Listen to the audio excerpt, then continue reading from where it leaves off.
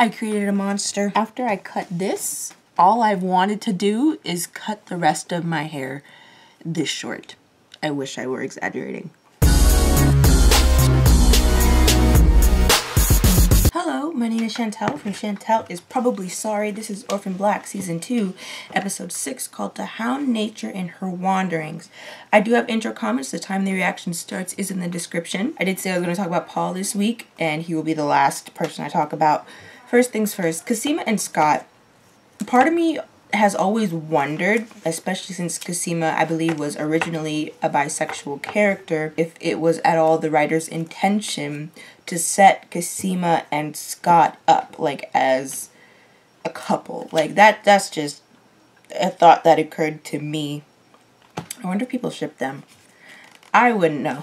I remember the first time that I watched this show, from the second that they took Helena's eggs and like fertilized the eggs and then implanted the egg so that she would become pregnant. The whole time I just was so anxious. I was like, okay, but when is everybody going to figure out what's going on? She can't communicate that her eggs have been taken. She can't communicate these things.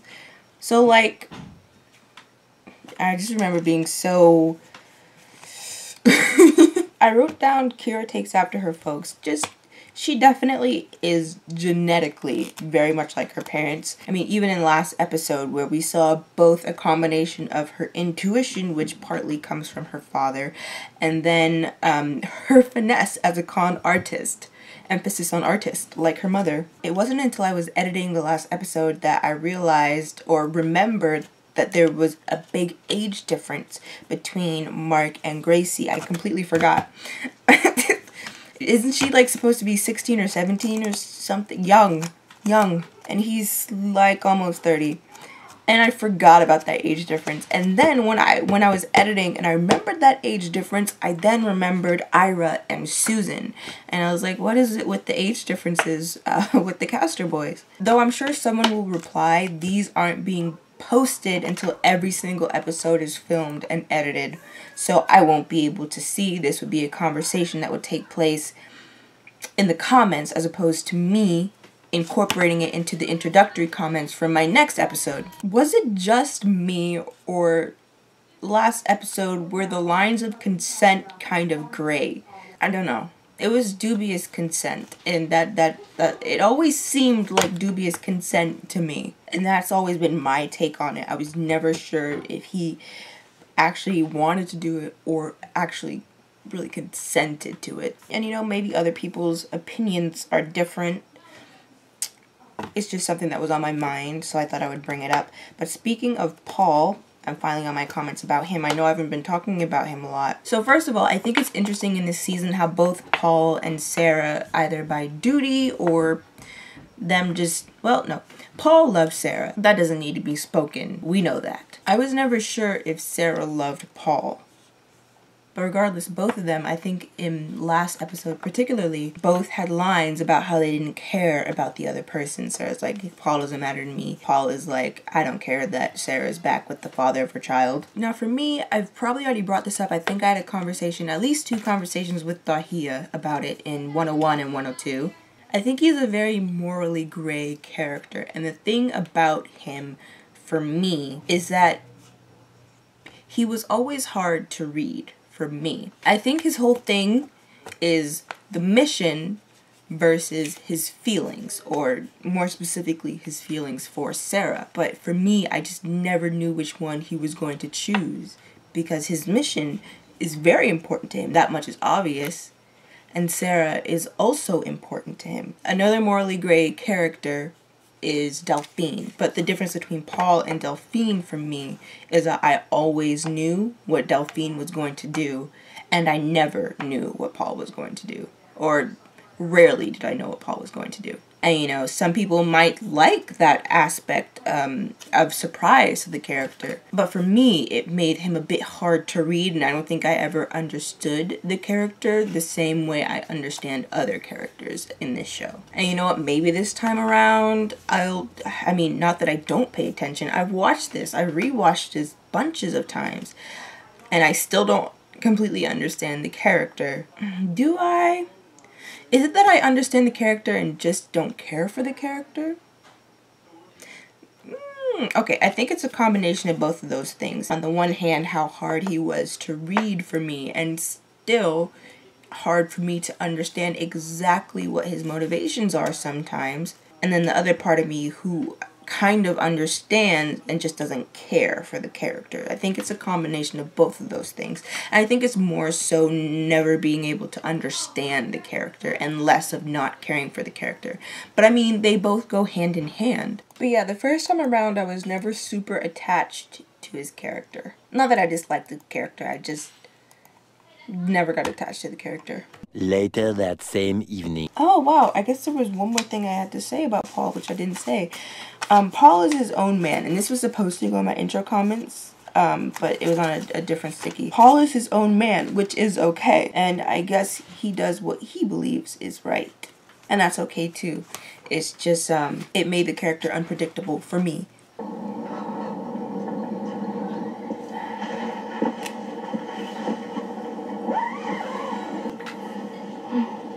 I only ate half.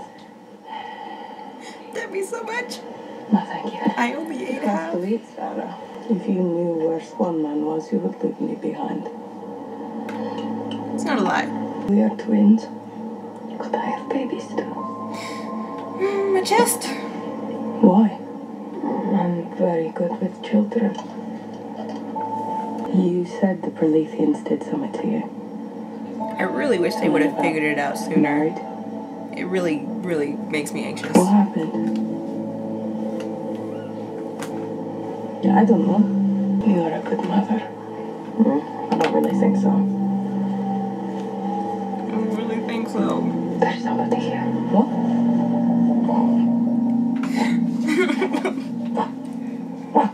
Look. And then the next shot coming up is yin and yang.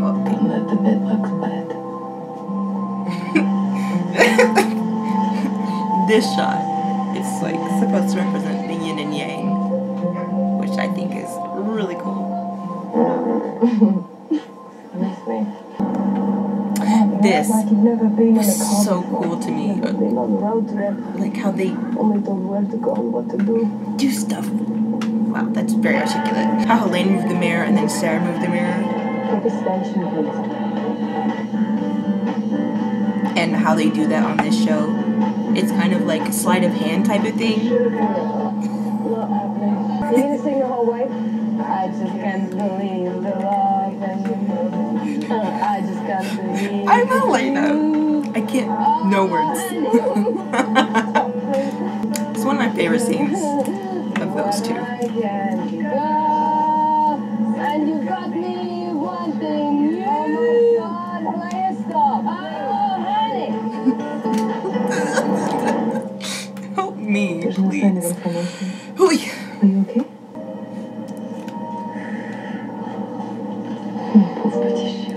You're the puppy. Listen, I know no French.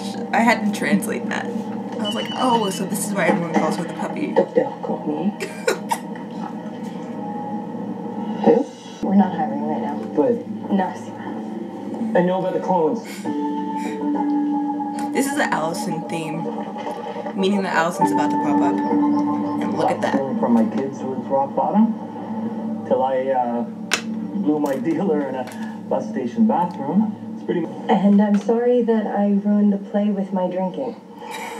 Allison, it's not about sorry. Well, I'm not an actual drunk, am I? Debatable. Sorry, I'm so sorry. Back Sorry. to the world. Sorry. Specialist Victor. I love Canada. I promise. My poor baby Felix. He doesn't deserve half the stuff that happens to him. Arthur, you beast. I'm not even taking any new clients. Yeah? Yeah. Then how much take your hand off my ass?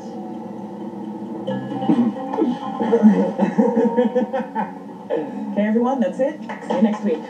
Now we follow this trail, yes? No. You are staying in the car. Don't cause any trouble.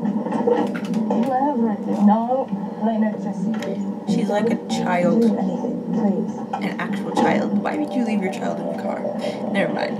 It's not up to Sarah to babysit. But I'm just saying, Helena is actually a child sometimes. It's like reverting to a childlike state of mind, especially if you experience a lot of childhood trauma. It happens sometimes. There's a name for it. I don't know the name for it. I really like that coat. I like that whole outfit. The pants too, and boots. Can I see one? You want to see a clown? Yeah. Let's take it one step at a time.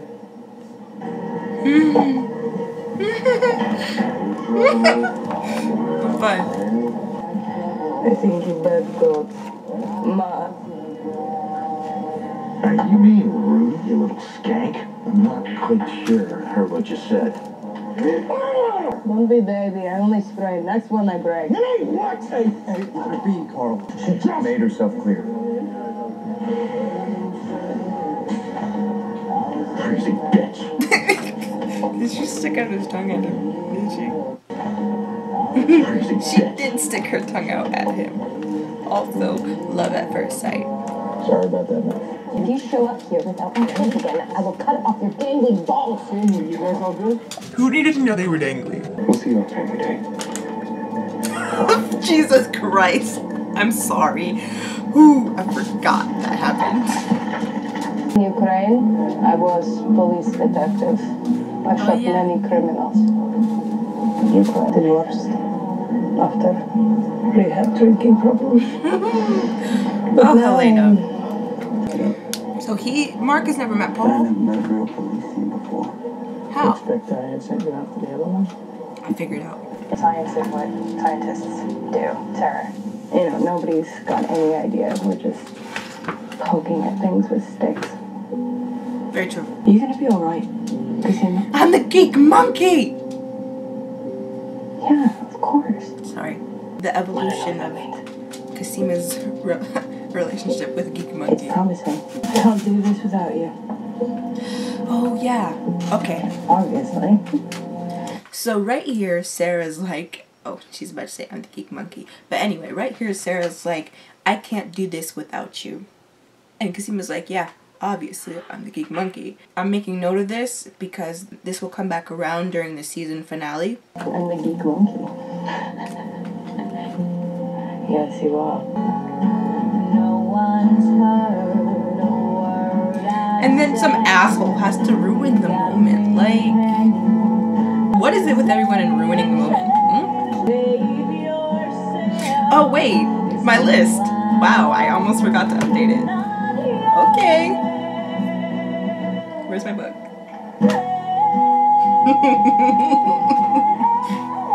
Yeah, where's my book, though?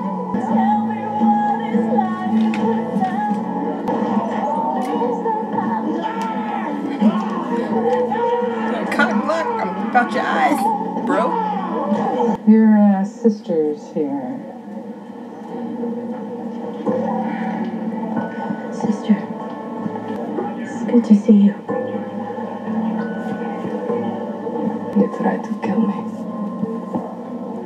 Yes. Do you need anything? Yeah, one thing. Whoever you clone, do they have a female relative, like a niece or even a daughter? Scott, you cannot tell Cosima about this. Not one word. Do you understand me?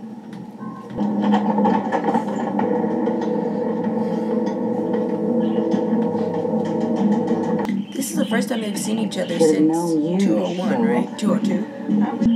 Sarah Manning. Not Rachel. She's the one I told you about. Remember? Hello, I'm not Rachel. What are we for? Proof of concept. How everything starts. What do you want? Babies. Little girls.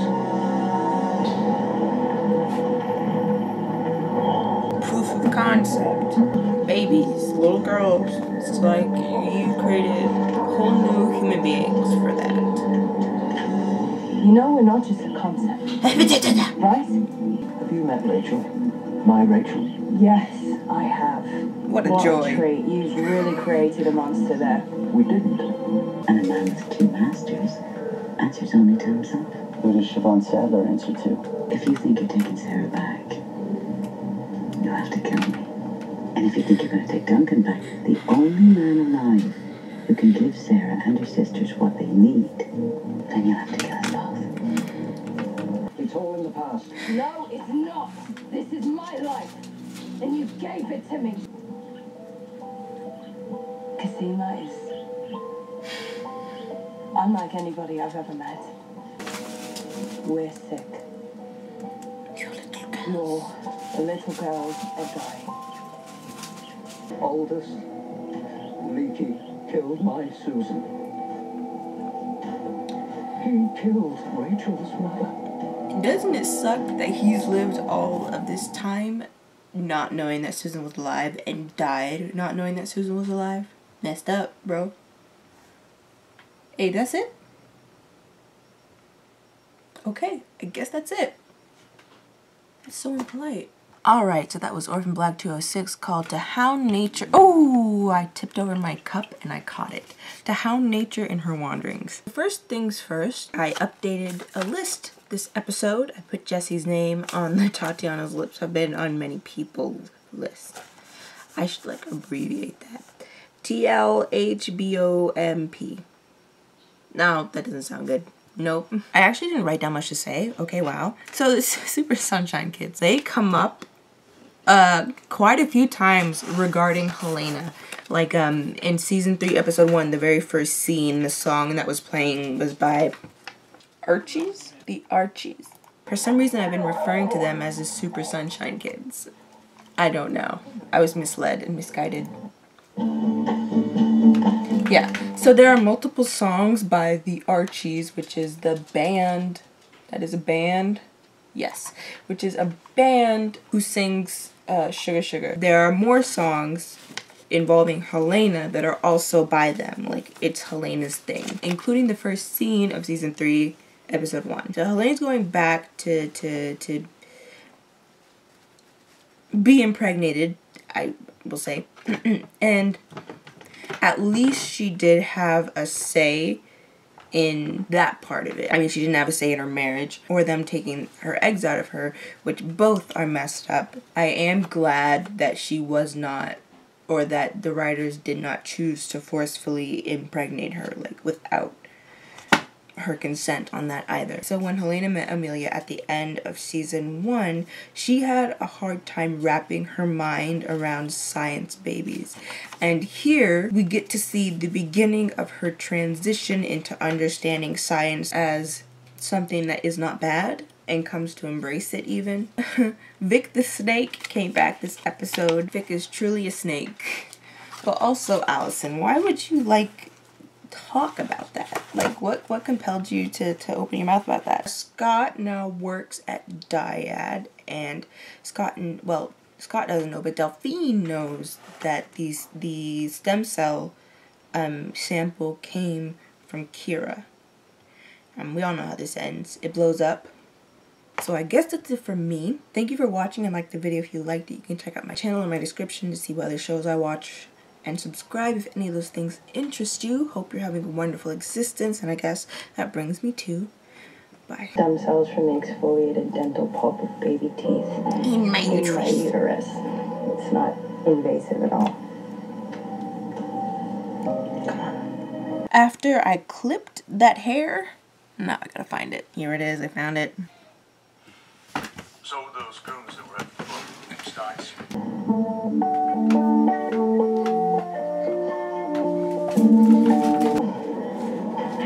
It went up my nose. Fertilize the eggs and then put the egg back in her.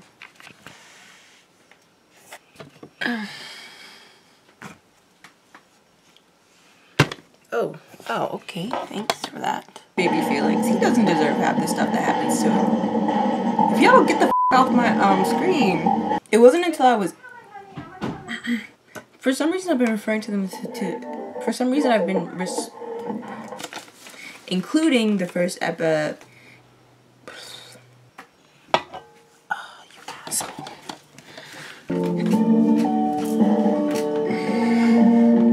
Got biscuits in my pocket. No thanks. I got a pocket full of biscuits. Diane. In 3 episode 1, the very first scene, the song that was playing was by